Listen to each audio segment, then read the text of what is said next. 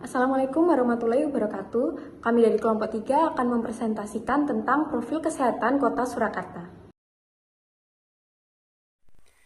Imunisasi dasar lengkap pada bayi. Definisi imunisasi. Imunisasi merupakan upaya untuk memberikan kekebalan pada anak dengan memasukkan vaksin ke dalam tubuh guna membentuk antibodi yang dapat mencegah berbagai penyakit.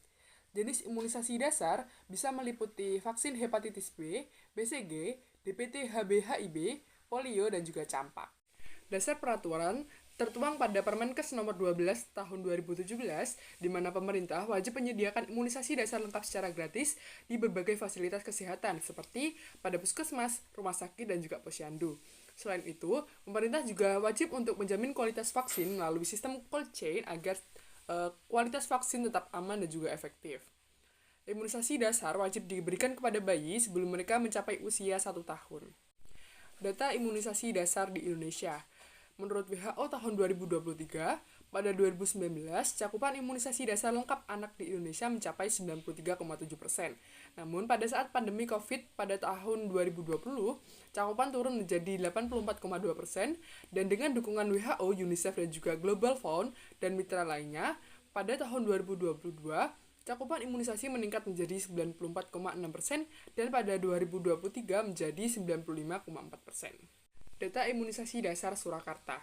Berdasarkan profil kesehatan Kota Surakarta tahun 2023, pada tahun 2022, cakupan imunisasi dasar mencapai 98,38% dan meningkat menjadi 99,7% pada 2023, di mana capaian tersebut telah melampaui target dari Kota Surakarta, yaitu mencapai 98,35%. Baik, yang selanjutnya yaitu BPLR, bayi dengan berat badan lahir rendah. Nah, BPLR adalah bayi yang lahir dengan berat badan kurang dari 2.500 gram. Kondisi ini membuat bayi lebih rentan terhadap berbagai infeksi dan komplikasi yang dalam kasus berat dapat berujung pada kematian. Hal ini disebabkan oleh ketidaksempurnaan fungsi organ-organ tubuh akibat ketidakmatangan sistem organ. Nah, yang selanjutnya yaitu dasar peraturan. Hal ini terdapat pada Permenkes nomor 51 tahun 2016.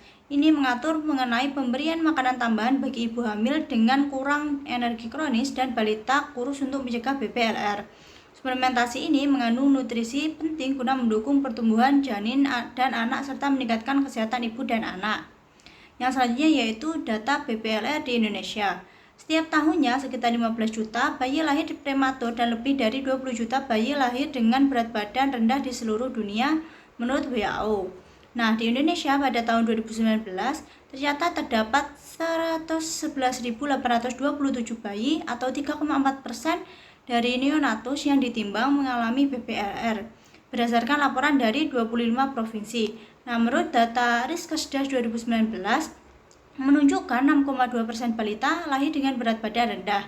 Nah, menurut Survei Kesehatan Indonesia tahun 2023 mencatat proporsi BPLR sebesar 6,1% dengan 23,6% diantaranya belum mendapatkan penanganan khusus. Yang selanjutnya yaitu data BPLR di Surakarta. Pada tahun 2023, Surakarta mencatat angka kematian neonatal atau AKN sebesar 3,48 per 1000 kelahiran hidup dengan 70,83% dari total kematian bayi terjadi pada usia 0 sampai 28 hari.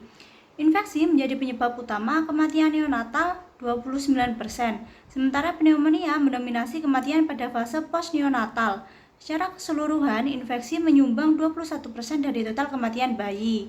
Selain itu, 2,83% bayi baru lahir mengalami berat badan lahir rendah atau BPLR dan cakupan pelayanan kesehatan untuk bayi baru lahir mencapai 99,07%, yaitu sedikit menurun dari capaian 100% pada tahun sebelumnya. Oke, selanjutnya adalah HIV. Yang pertama, definisi HIV. Menurut WHO 2024, HIV adalah virus yang menyerang sistem kekebalan tubuh dengan menargetkan sel darah putih, sehingga menyebabkan tubuh menjadi rentan terhadap berbagai penyakit seperti tuberkulosis, infeksi oportunistik, dan beberapa jenis kanker.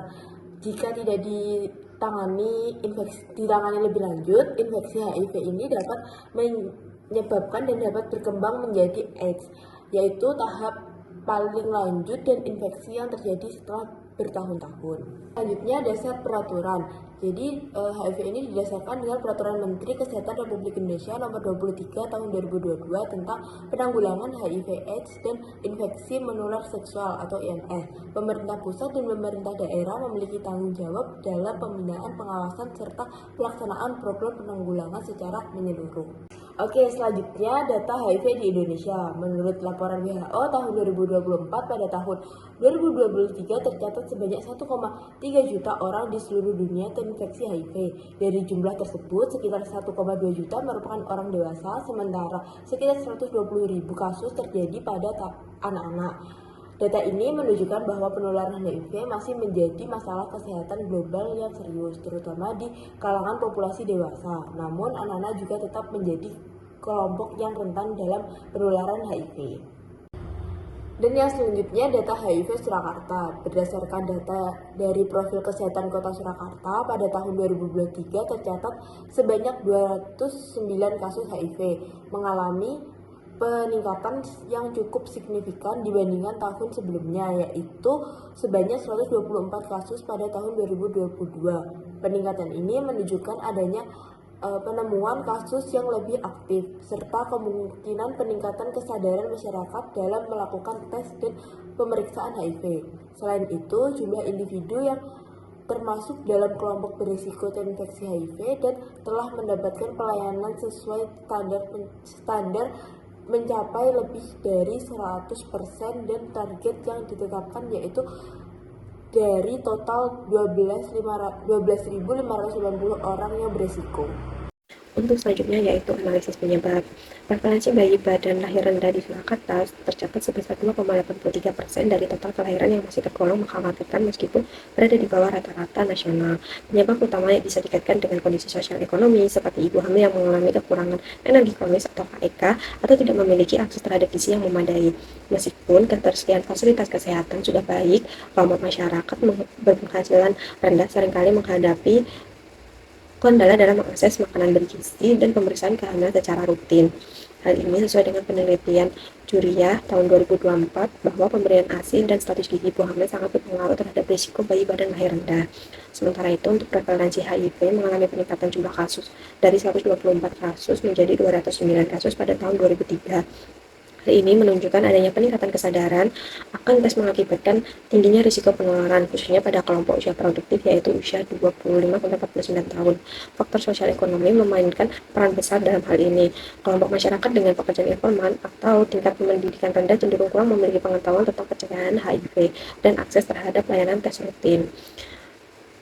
Secara keseluruhan, penanganan bayi badan lahir rendah dan pencegahan HIV di Kota Surakarta ini menunjukkan tren positif, tetapi tetap memerlukan pendekatan berbasis konteks lokal dan intervensi kesehatan harus mempertimbangkan faktor penyebab atau faktor geografis yang mempengaruhi distribusi layanan, memperkuat infrastruktur dan SDM kesehatan, serta mengatasi hambatan sosial ekonomi melalui edukasi kesehatan, bantuan gizi, dan penguatan sistem rujukan. Untuk selanjutnya yaitu solusi yang dapat diberikan yaitu yang pertama pelatihan kader gizi dan program door-to-door imunisasi di kelurahan. Upaya meningkatkan status gizi ibu hamil dan cakupan imunisasi dasar dapat dilakukan melalui kebijakan pelatihan kader gizi dan pelaksanaan imunisasi berbasis kunjungan rumah atau door-to-door oleh petugas kesehatan. Pelatihan kader gizi difokuskan pada edukasi mengenai pemberian makan tambahan, deteksi dini kekurangan energi kronis atau KEK, serta pemantauan status gizi ibu hamil dan balita. Setelah pelatihan, para kader akan mendampingi petugas puskesmas dalam pelaksanaan imunisasi kunjungan rumah khususnya di wilayah kelurahan dengan tingkat imunisasi rendah dan kepadatan penduduk tinggi. Pelaksanaan utama kebijakan ini yaitu Dinas Kesehatan Kota Surakarta dengan dukungan teknis dari puskesmas dan organisasi masyarakat setempat.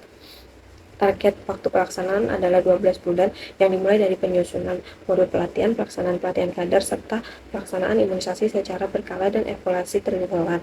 Untuk solusi yang kedua yaitu klinik mobil volunteer, counseling and testing atau PCT, dan edukasi HIV pada kelompok usia produktif.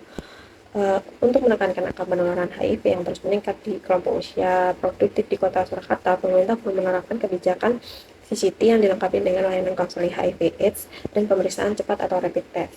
Program ini menyasari lokasi dengan aktivitas sosial ekonomi tinggi seperti terminal, pasar, tempat hiburan malam, hingga kampus dan menyasar populasi kunci seperti pekerja informal, ibu rumah tangga dengan pasangan berisiko dan remaja akhir.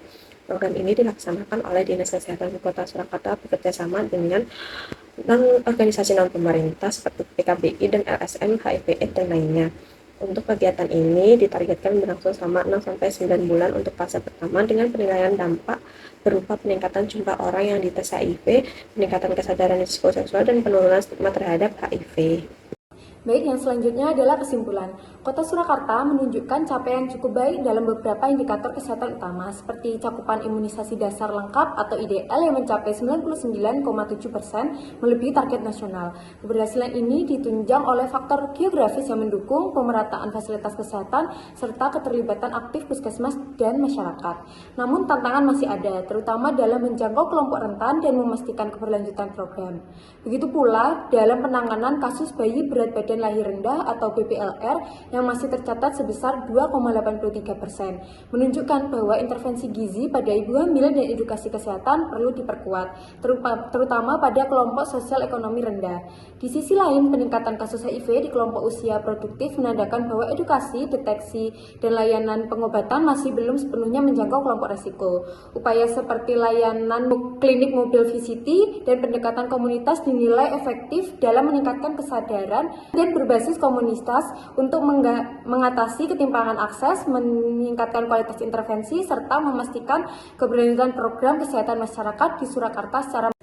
Sekian presentasi dari kelompok kami. Mohon maaf apabila ada salah kata. Wassalamualaikum warahmatullahi wabarakatuh.